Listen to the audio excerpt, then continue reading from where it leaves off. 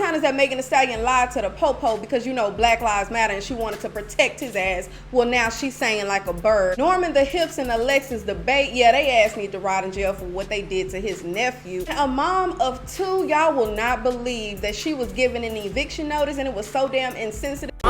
Sunset.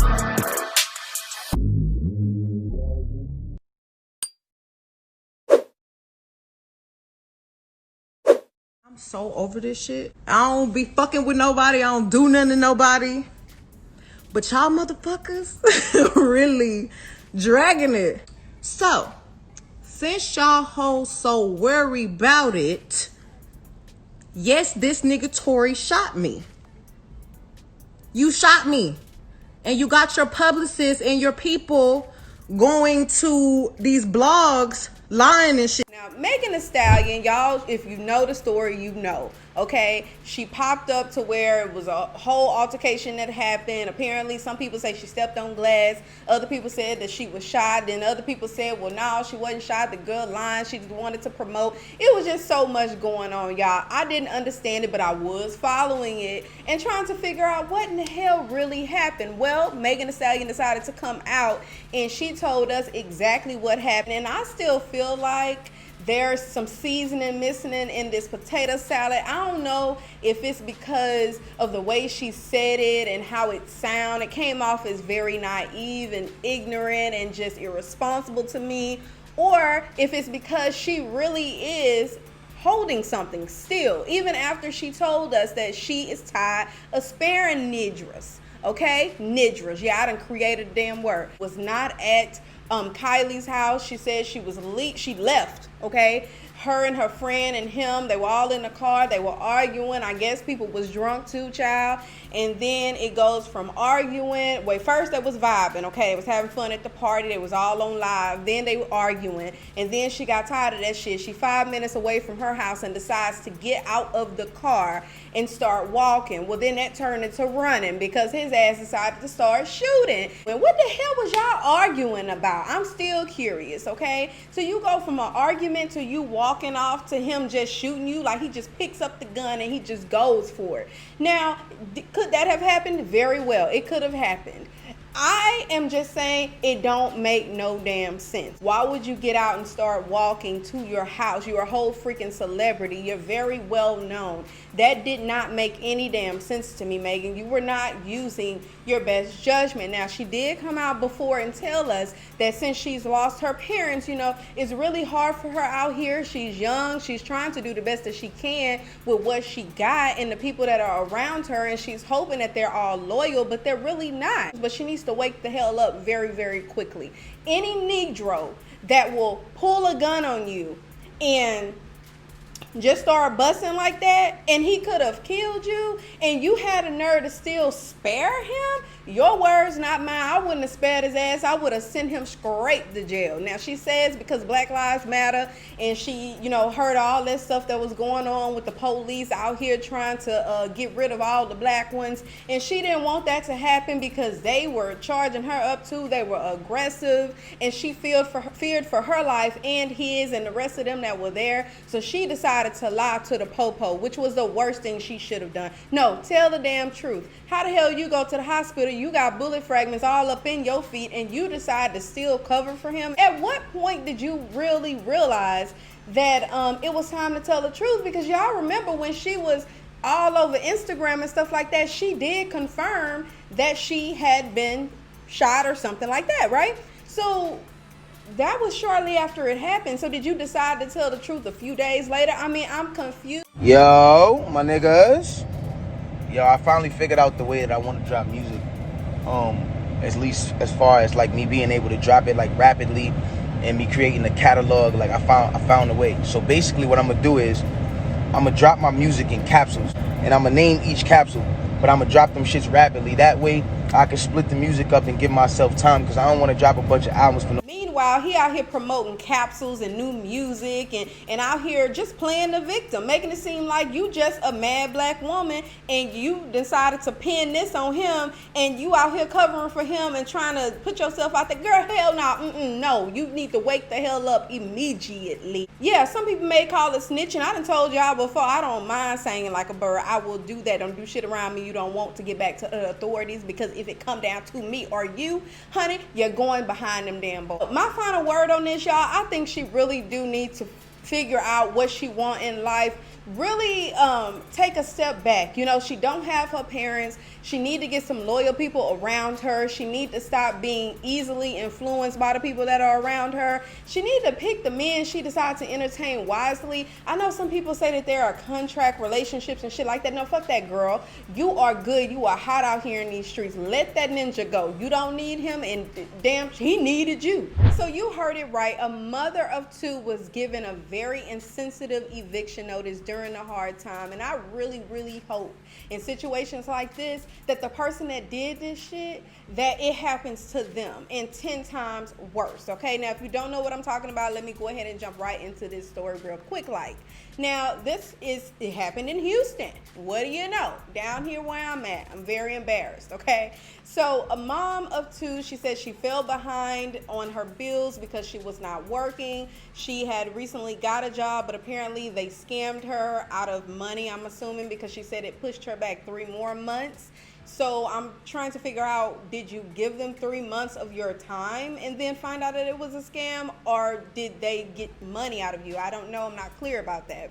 However, she was doing the best that she could during the, with all that she had. She said she could not qualify for unemployment for some reason, which that I find odd, because there are 2 types of unemployment that are going on right now.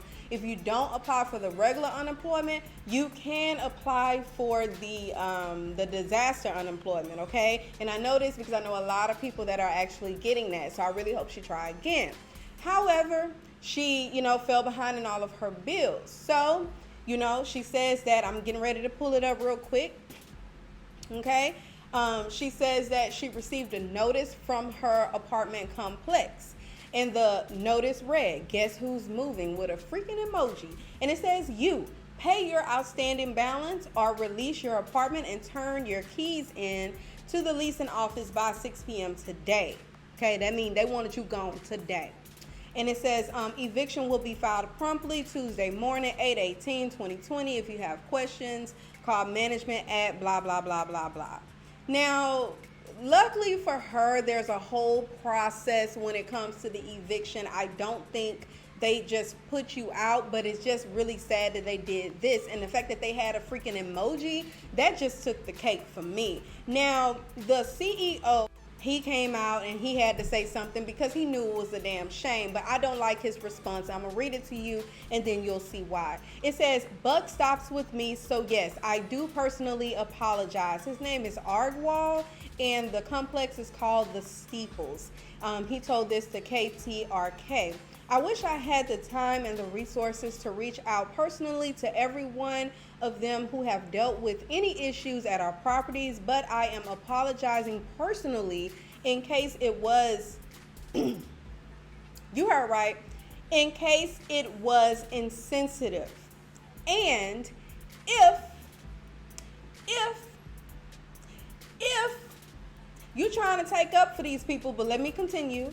It says, "if she was really trying to work out a payment program with the property, or that she was in communication with a manager, then I accept it's truly our fault."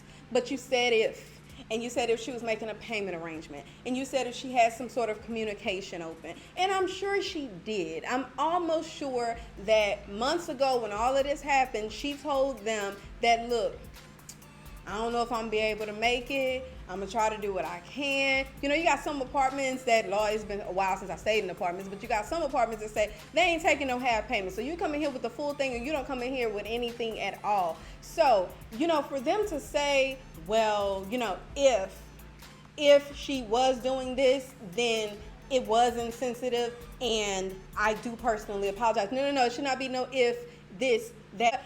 We effed up. This is our fault. I'm going to make sure I do what I can to correct this. This is a bad look. It's during a pandemic. What the hell can she do? It's not like she can go out there and just find a job. Do you see how the unemployment rates are continuously rising? Because people do not they're not opening their door to new employees unless it's something that's work from home. So the very fact that you have people that are working for you that are this insensitive, and then I tried to make sense of it. I said, you know what, Nisha said, I said, well, maybe this is the way that they deliver their eviction notices. Maybe they have this template here and it's been like that. And, you know, she decided she didn't think about it. The person just put it on out there. Even then, as you were printing the shit and as you were folding it, you read what that said. You knew how that would be interpreted. And I think it's quite effed up. And what's even more effed up is the fact that all you did, what's your name? Agorwal, all you did, was reprimand. No. Next time, you need to fire her ass or his ass or whoever the hell did that, because that's very, very distasteful. Last but certainly not least, y'all, let's talk about Tim Norman in this higher plot, y'all. It is very sickening. I knew nothing about this. Like, the last few days it came out, and this has just been disturbing. I read the court documents. I even watched a few of the clips that were from the show at that time. Y'all, he actually plotted to kill his nephew, Andre, and it was successful. And the very fact that this bastard he set him up. That's why I call her Alexis the bait, because he used her in order to lure him out of the location that he was at.